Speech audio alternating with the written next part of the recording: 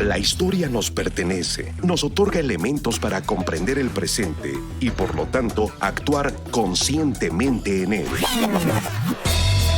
Interruptus. Escucha y comparte con nosotros la idea de que el pasado constituye lo que somos y lo que seremos en el futuro. Interruptus. Hacer época no es intervenir pasivamente en la cronología, es interrumpir el momento. Interruptus. Pasado es presente.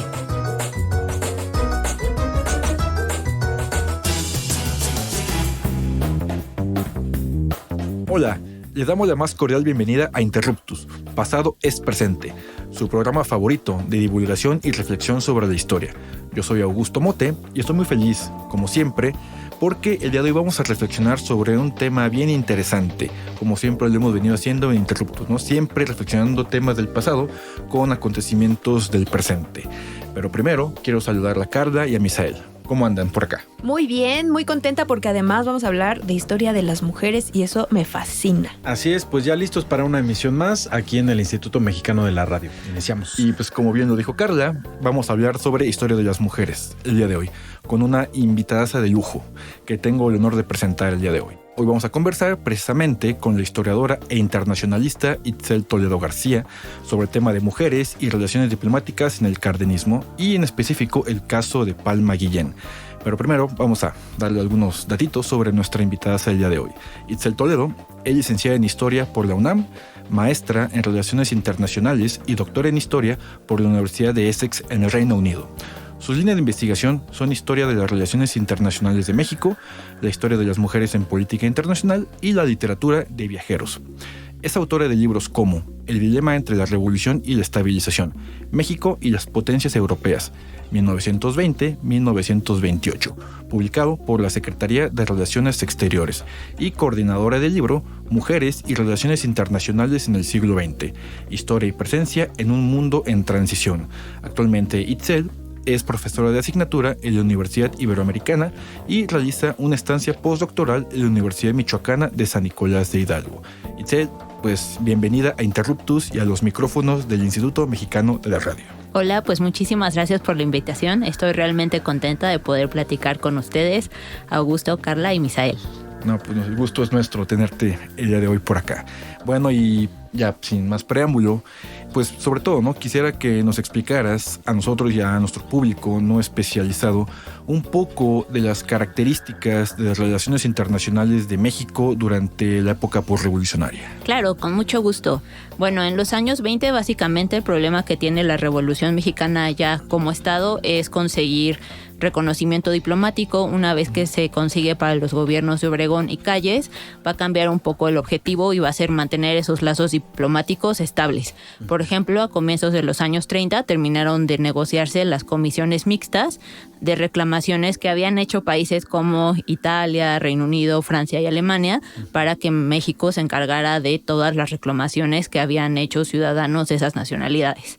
Entonces hay este interés en mantener la relación estable y mostrar un compromiso por seguir prácticas internacionales. Con el paso del tiempo, en los años 30, lo que va a pasar es que México se vuelve un defensor de los países débiles, ¿no? En este nuevo contexto internacional que poco a poco se va yendo hacia cada vez más conflictos internacionales, tanto en el continente europeo como el asiático y el americano, pues México va a haber siempre de defender y ayudar a los países débiles.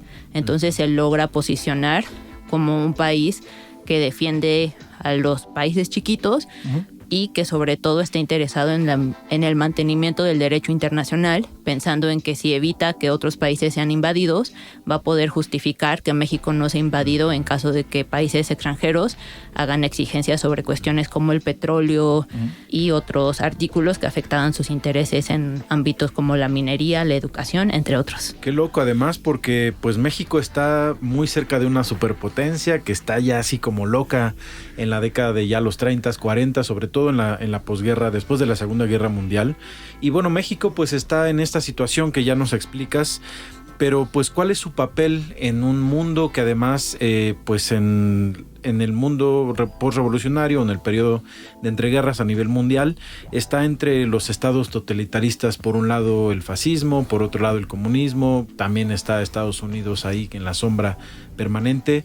Uh-huh. México tiene que pues sortear con todas estas potencias y estos discursos, y México coquetea además con todo mundo en algún momento. Entonces, ¿qué pasa? ¿Cuál es el papel de México en términos diplomáticos? Pues muchísimas gracias por esta pregunta, porque es muy interesante. Y justo, por un lado, tenemos un país que sí está junto a Estados Unidos, que Estados Unidos está cuidando que no se vaya hacia el comunismo. México no se quiere al comunismo, y de hecho a partir de 1930 y hasta 1943 rompe relaciones con la Unión Soviética.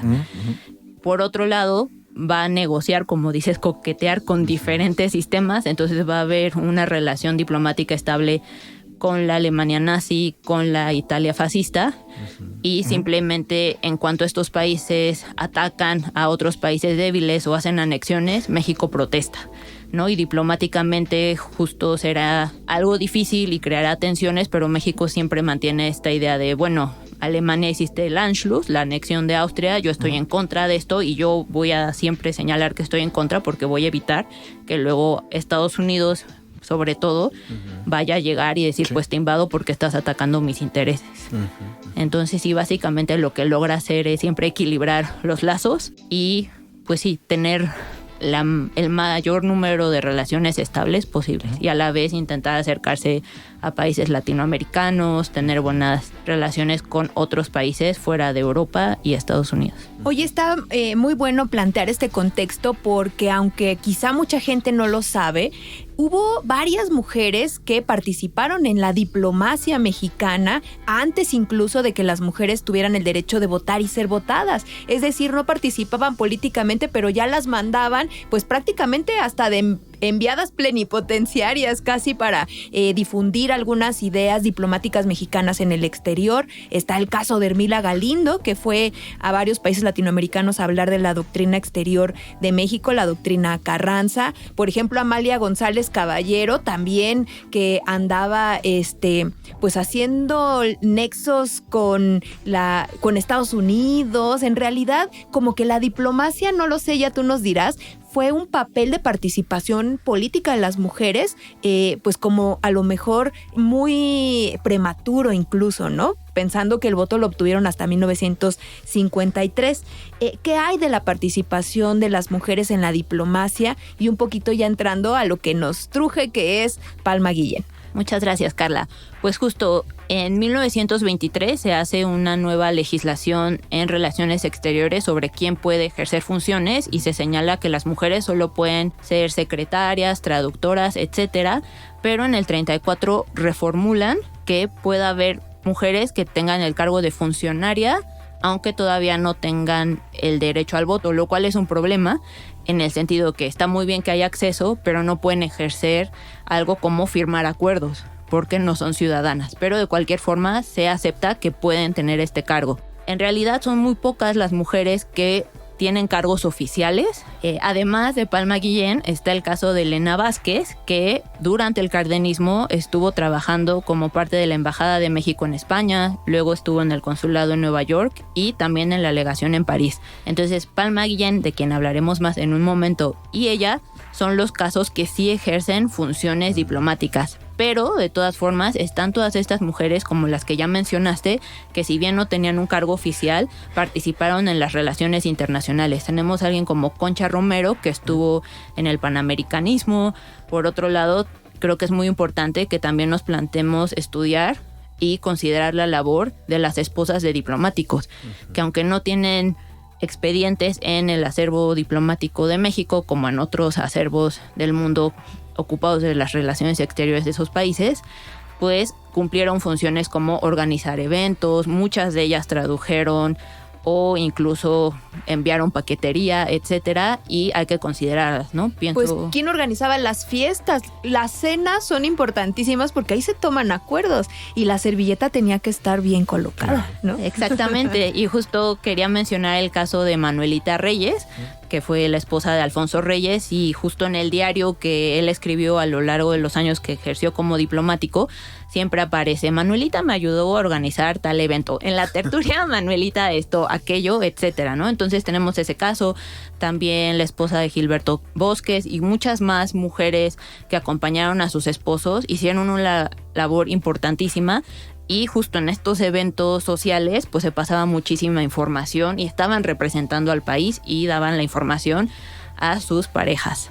Pues sin duda las mujeres en todos los ámbitos, no nada más en la diplomacia, cumplieron un papel importantísimo. Yo quisiera a lo mejor que muy brevemente en unas frases nos platicaras qué tan relevante fue su papel en este periodo, aunque no tenían la ciudadanía. Sí, pues por ejemplo, muchas mujeres se encontraban en organismos internacionales donde, por ejemplo, lucharon por el acceso al asilo de mujeres y niños o qué pasaba con la prostitución, etcétera. Entonces, las pocas mujeres que tuvieron cargos diplomáticos, al encontrarse con otras mujeres diplomáticas, trabajaban juntas en pro de más personas. Muy bien, pues de esta forma hemos llegado al cierre de nuestro primer bloque y vamos a continuar con esta conversación sobre la vida de Palma Guillén. Gracias, Itzel, por andar por acá y bueno, pues volvemos en unos minutitos, no se vayan, vamos a continuar aquí en Interruptus, pasado es presente. Volvemos.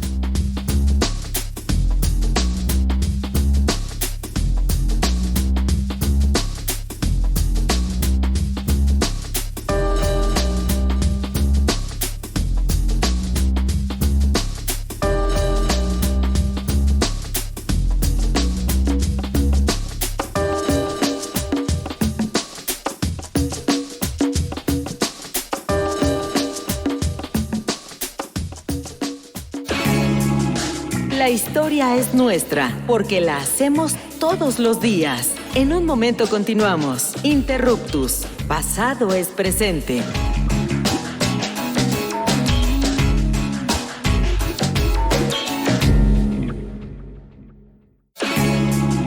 No somos los mejores del mundo, pero sí los mejores del rumbo. Continuamos en Interruptus. Conocimiento histórico para que no te tuerza la policía intelectual.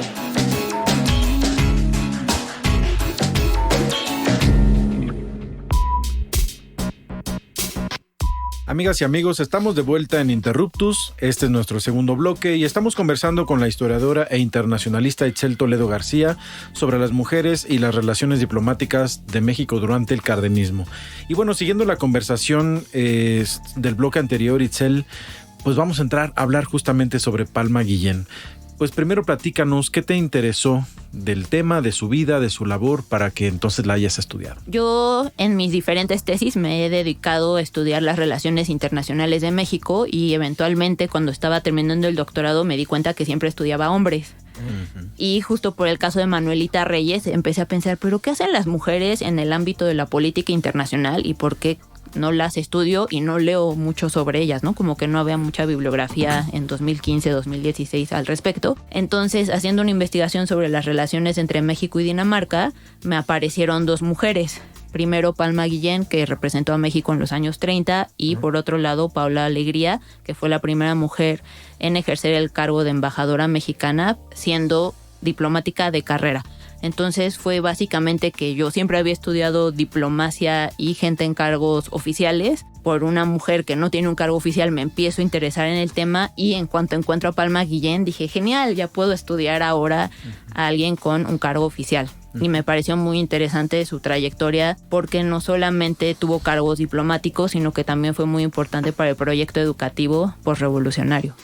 Claro, y sobre todo, ¿no? Estamos hablando en el bloque anterior, ¿no? Hablamos del contexto mundial, ¿no? Marcado por el ascenso, ¿no? De los totalitarismos principalmente, ¿no? Y la consolidación del bloque nacionalsocialista alemán y de la Unión Soviética. ¿Cuál sería, en este caso, de este contexto internacional tan complicado, la labor de Palma Guillén en la diplomacia mexicana? Claro, por un lado es interesante que el primer cargo que tiene es en Colombia, está ya 35-36, en ese momento hay un gobierno liberal en Colombia y entonces puede generar lazos con el gobierno y con círculos de izquierda y liberales de forma muy amena. pero tiene el gran reto que Colombia es una sociedad muy conservadora, donde antes estaban gobernando gobiernos conservadores, y justamente se va a enfrentar a esta crítica de qué está haciendo esta mujer que viene de un país revolucionario a imponernos aquí un sistema que no es nuestro, ¿no? Entonces, por un lado va a tener que lidiar con conflictos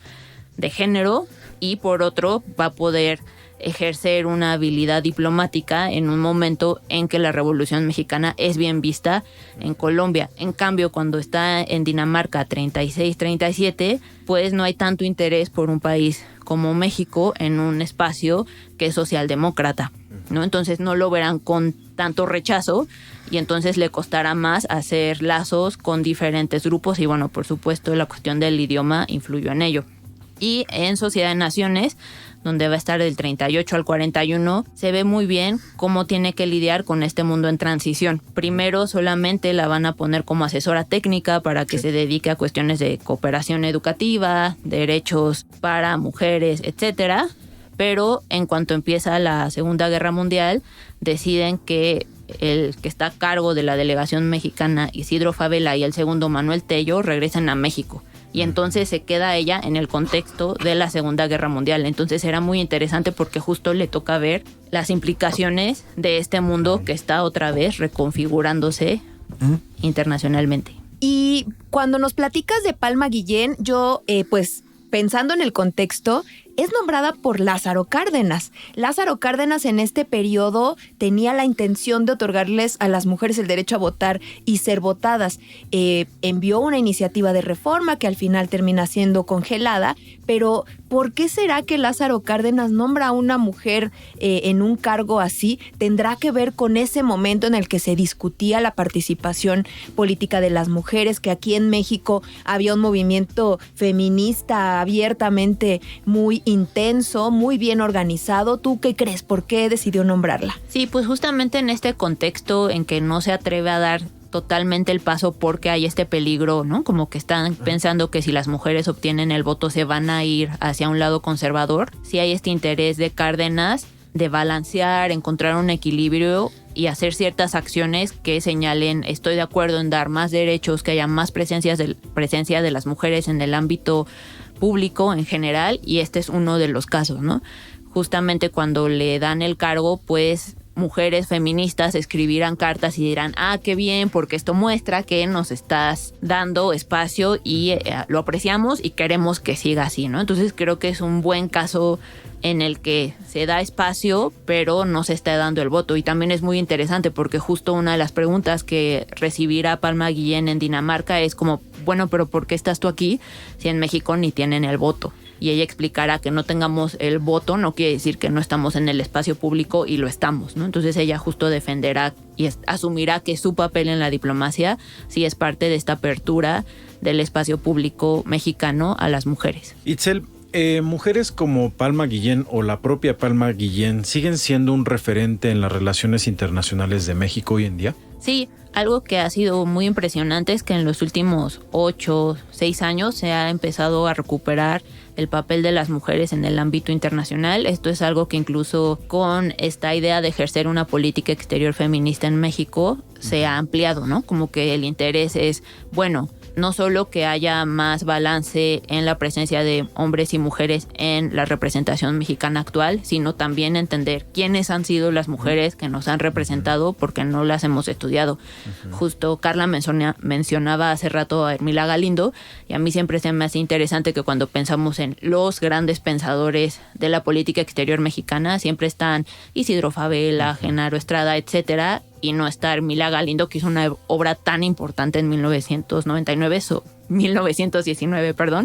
sobre las relaciones del México carrancista, como señalaba Carla. Pues es súper interesante, además, como tú ya nos lo acabas de indicar, apenas se está visibilizando este papel de las mujeres.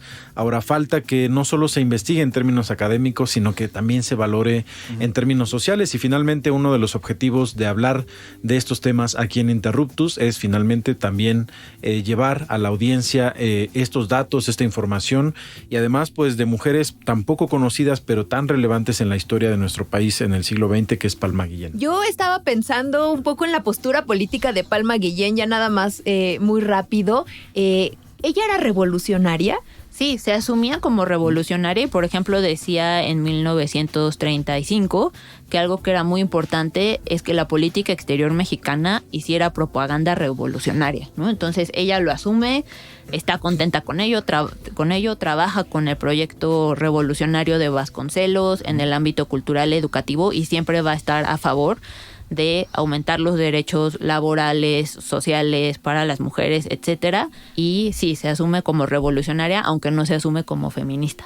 Oye, ¿y qué tan influyente crees tú que fue ella, no solo en la diplomacia, sino incluso también en México? Pues muchísimo, porque justamente cuando regresa a México, pues va a trabajar en la UNAM y la SEP.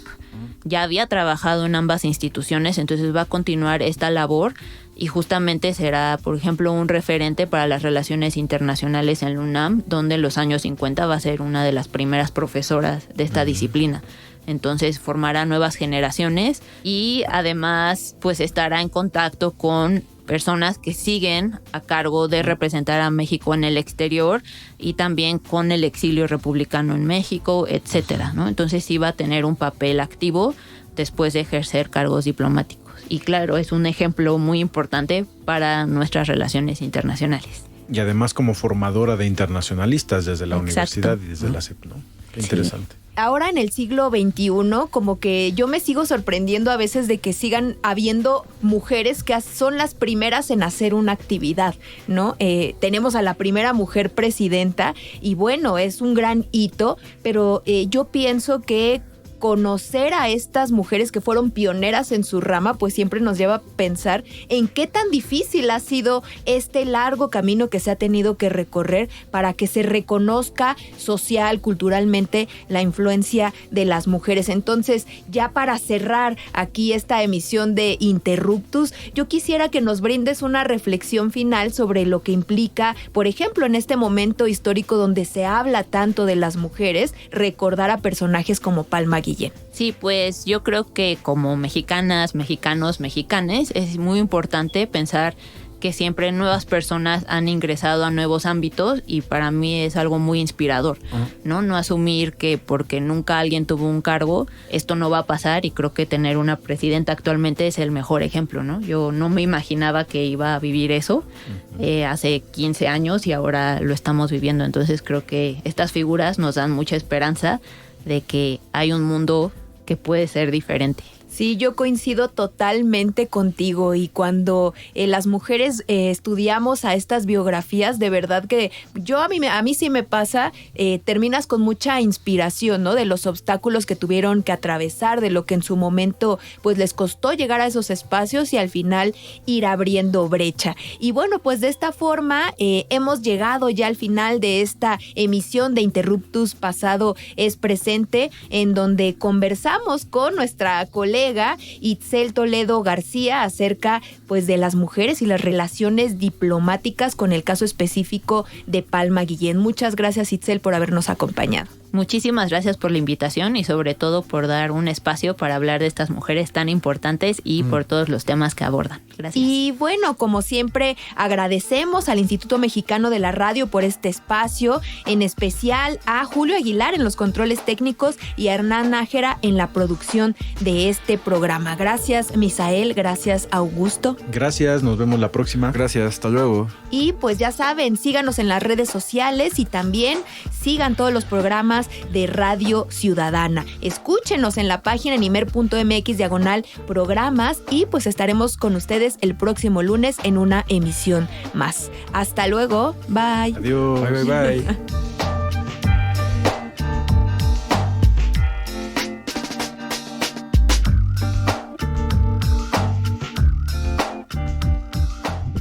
Interruptus.